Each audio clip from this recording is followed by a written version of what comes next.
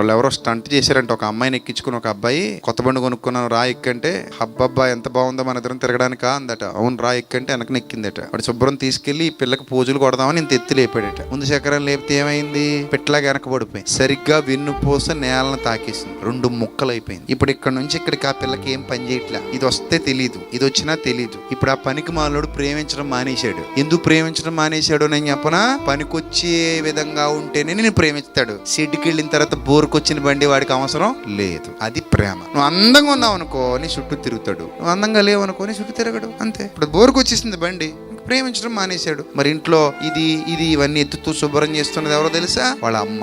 డాక్టర్లు చెప్పేశారు పైనుంచి నేరుగా నేలను తాకేయటం వల్ల 2 ముక్కలు అయిపోయిందండి అని చెప్పేశారు. జీవితం ఎప్పుడూ ఒకలా ఉండదు. ఒక్కసారి నీ చేతుల్లో నుంచి పోయిందా మళ్ళీ కావాలనుకుంటే రాదు. అందుకే దీపం ఉండగానే ఇల్లు చక్కబెట్టుకో. జాగ్రత్త.